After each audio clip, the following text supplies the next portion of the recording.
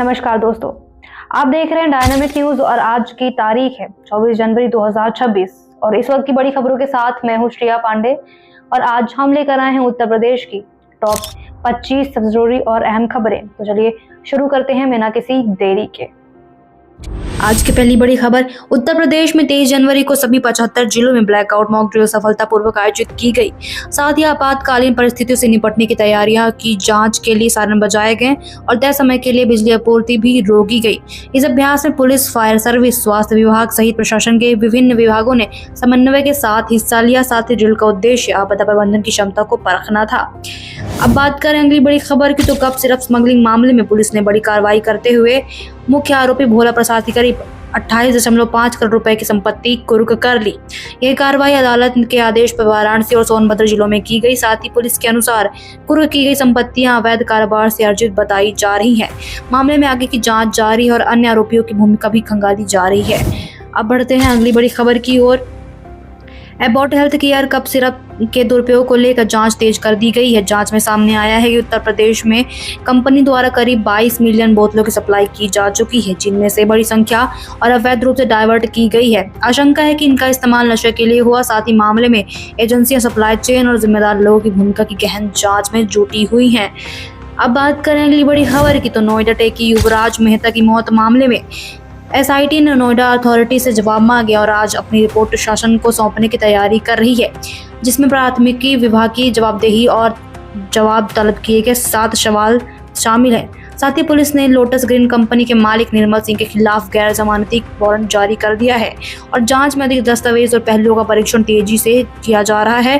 साथ ही एनजीटी ने पर्यावरण और सुरक्षा नियमों के उल्लंघन पर जवाबदेही मांगी है, जिससे मामले की जाँच और गहराई से हो रही है।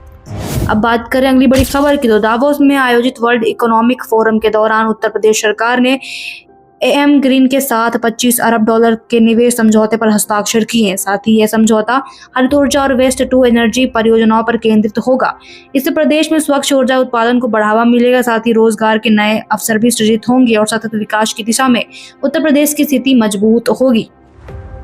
अब बात करें अगली बड़ी खबर की, तो दावोस में आयोजित वर्ल्ड इकोनॉमिक फोरम के दौरान उत्तर प्रदेश सरकार ने कुल 9,750 करोड़ रुपए के MOU साइन किए हैं, जिसमें SEL इंडस्ट्रीज के साथ 8,000 करोड़ रुपए का वेस्ट टू एनर्जी प्रोजेक्ट और सिफी टेक्नोलॉजीज के साथ 1,600 करोड़ रुपए का AI आधारित डेटा सेंटर शामिल है।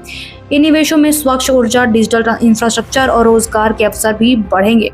अब बात करें अगली बड़ी खबर की, तो NTPC ग्रीन एनर्जी ने उत्तर प्रदेश सरकार के साथ रिन्यूएबल पावर और ग्रीन हाइड्रोजन परियोजनाओं के विकास के लिए समझौता किया है। इस करार के तहत सौर और पवन ऊर्जा के साथ साथ ग्रीन हाइड्रोजन उत्पादन पर काम किया जाएगा। इससे प्रदेश में स्वच्छ ऊर्जा को बढ़ावा मिलेगा। साथ ही कार्बन उत्सर्जन घटेगा और निवेश और रोजगार के नए अवसर भी पैदा होंगे।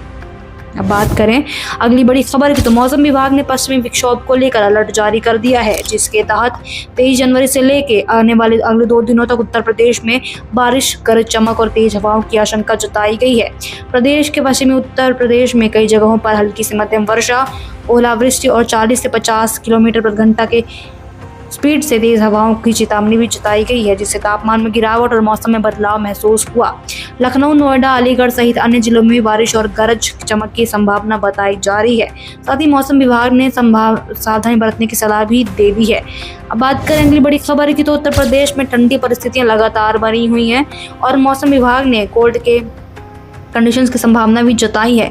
हिमालयी क्षेत्र में हो रही भारी बारिश और बर्फबारी का असर मैदानी इलाकों में भी देखा जा रहा है। ठंडी हवाओं के चलते तापमान में गिरावट दर्ज की गई है। साथ ही कई जिलों में शीतलहर जैसी स्थिति भी बनी हुई है और लोगों को सावधानी बरतने की सलाह दी जा रही है। अब बढ़ते हैं अगली बड़ी खबर की ओर। नोएडा में 6 स्कूलों को बम से उड़ाने की धमकी मिलने से हड़कंप मच गया। धमकी मिलने वाले स्कूल में फादर एंगल स्कूल और आर्मी पब्लिक स्कूल भी शामिल हैं। सुरक्षा के मद्देनजर सभी संबंधित स्कूलों में तत्काल छुट्टी घोषित कर दी गई। साथ ही सूचना मिलते ही पुलिस, बम निरोधक दस्ता और अन्य सुरक्षा एजेंसियों मौके पर पहुंची। पूरे परिसर की गहन तलाशी ली जा रही है और अभी भी जांच लगातार जारी है। अब बढ़ते हैं अगली बड़ी खबर की ओर। मुख्यमंत्री योगी आदित्यनाथ ने लखनऊ स्थित मेदांता अस्पताल पहुंचकर महंत नृत्य गोपाल दास से मुलाकात की। इस दौरान उन्होंने महंत जी की सेहत का हालचाल जाना और डॉक्टरों से उपचार की जानकारी भी ली। मुख्यमंत्री ने उनके शीघ्र स्वस्थ होने की कामना की और साथ ही अस्पताल प्रशासन और चिकित्सकों को बेहतर इलाज सुनिश्चित करने के निर्देश भी दे दिए। अब बात करें अगली मुख्य खबर की, तो शंकराचार्य अविमुक्तेश्वरानंद और मुख्यमंत्री योगी आदित्यनाथ के बीच चल रहे विवाद पर अखिल भारतीय संत समिति ने मुख्यमंत्री योगी का खुलकर समर्थन किया। संत समिति का कहना है कि योगी आदित्यनाथ सनातन धर्म और राष्ट्र हित के लिए कार्य कर रहे हैं। समिति ने बयान जारी कर स्पष्ट कर दिया है कि संत समाज मुख्यमंत्री के साथ खड़ा है और अनावश्यक विवाद से बचने की अपील भी की है। साथ ही साथ अब बात करें अगली मुख्य खबर की, तो योग गुरु बाबा रामदेव अयोध्या पहुंचे, जहां उन्होंने आयोजित योग शिविर में भाग लिया और योग के महत्व के बारे में भी बताया। इसके बाद बाबा रामदेव ने श्री राम जन्मभूमि में रामलाला के दर्शन किए और पूजा अर्चना की। उनके आगमन को लेकर श्रद्धालुओं में उत्साह देखा गया और कार्यक्रम में बड़ी संख्या में लोग शामिल हुए। अब बात करें अगली मुख्य खबर की, तो प्रयागराज में माघ मेला के दौरान अब तक करीब 3.56 करोड़ श्रद्धालुओं ने त्रिवेणी संगम में आस्था की डुबकी लगाई है। बसंत पंचमी के अवसर पर संगम तट पर भारी भीड़ उमड़ी, जिससे मेला क्षेत्र में श्रद्धालुओं का सैलाब दिखाई दिया। साथ ही प्रशासन ने सुरक्षा, यातायात और स्नान व्यवस्था के लिए विशेष इंतजाम भी किए। श्रद्धालुओं की सुविधा के लिए पुलिस और समन्वयक सेवक तैयार भी रहे। अगली मुख्य खबर, यूपी दिवस 2026 के अवसर पर मुख्यमंत्री योगी आदित्यनाथ ने कहा कि उत्तर प्रदेश ने 15 लाख करोड़ रुपए के निवेश के साथ खुद को भारत का सबसे विश्वसनीय निवेश गंतव्य बना लिया है। उन्होंने प्रदेश में औद्योगिक, हरित ऊर्जा और डिजिटल परियोजनाओं की तेजी से विकास की जानकारी दी। साथ ही मुख्यमंत्री ने निवेश और रोजगार के अवसर बढ़ाने के लिए सरकार की योजनाओं और सुधारों पर भी प्रकाश दिया। अगली बड़ी खबर, लखनऊ में यूपी ITX 2026 ट्रेड फेयर का शुभारंभ हुआ, जिसका मुख्य उद्देश्य MSMI की वैश्विक बाजार को जोड़ना है। फेयर में विभिन्न उद्योग और स्टार्टअप अपने उत्पादों सेवाओं का प्रदर्शन कर रहे हैं। कार्यक्रम में निवेशकों, व्यापारियों और सरकारी प्रतिनिधियों की भी भागीदारी रही। साथ ही इससे छोटे और मध्यम उद्योगों को भी नए अवसर मिलने की उम्मीद है और उत्तर प्रदेश की आर्थिक विकास दिशा भी मजबूत होगी। अगली बड़ी खबर, उत्तर प्रदेश भाजपा ने 2027 विधानसभा चुनाव की तैयारी के तहत ग्रास रूट स्तर पर संगठन में बदलाव किए जा रहे हैं। इसके अंतर्गत हर जिले की टीमों के लिए ऑब्जर्वर्स नियुक्त किए गए हैं, जो स्थानीय इकाइयों की गतिविधियों और कार्यकुशलता की समीक्षा करेंगे। पार्टी का उद्देश्य संगठन को मजबूत करना और आगामी चुनाव में बेहतर रणनीति बनाना है। इससे जिले और ब्लॉक स्तर पर सक्रियता बढ़ाने की योजना भी बनाई जा रही है। अगली मुख्य खबर की बात करें तो उत्तर प्रदेश सरकार ने धार्मिक स्थलों के विकास और संरक्षण पर जोर बढ़ा दिया है।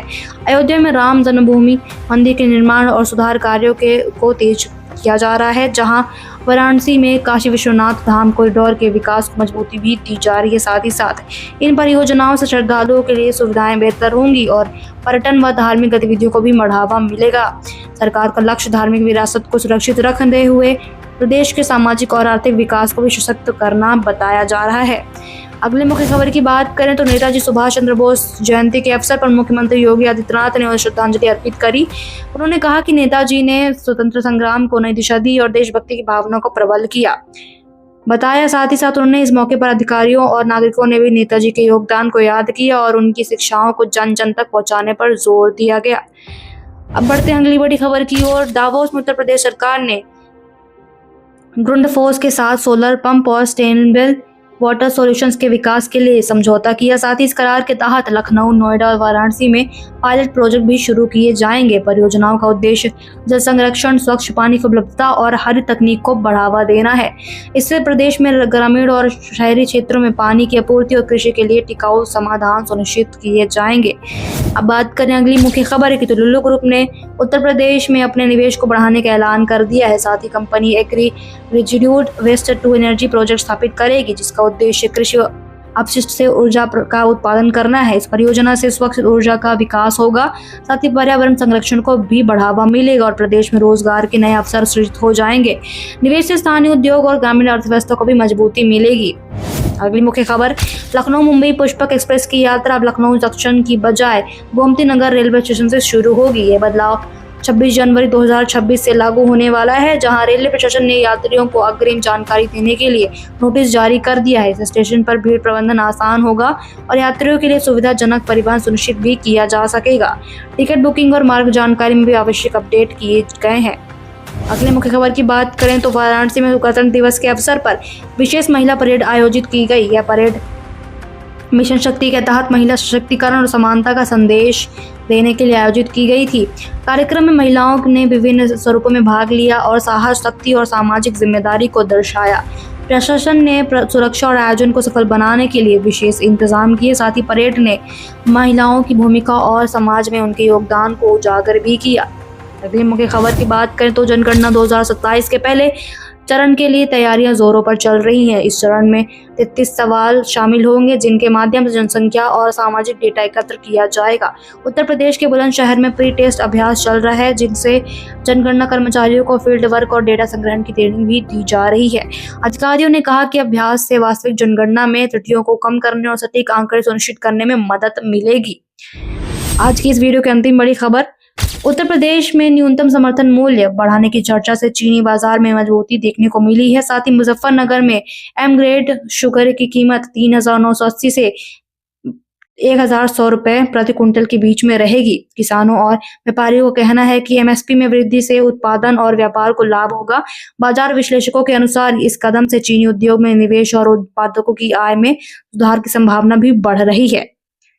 तो दोस्तों, ये थी आज की उत्तर प्रदेश की 25 मुख्य खबरें। ज्यादा अपडेट्स के लिए चैनल सब्सक्राइब करें और बेल आइकन दबाना भी बिल्कुल ना भूलें। अभी तक देख रहे थे आप डायनेमिक न्यूज। धन्यवाद, आपका ख्याल रखें। नमस्कार।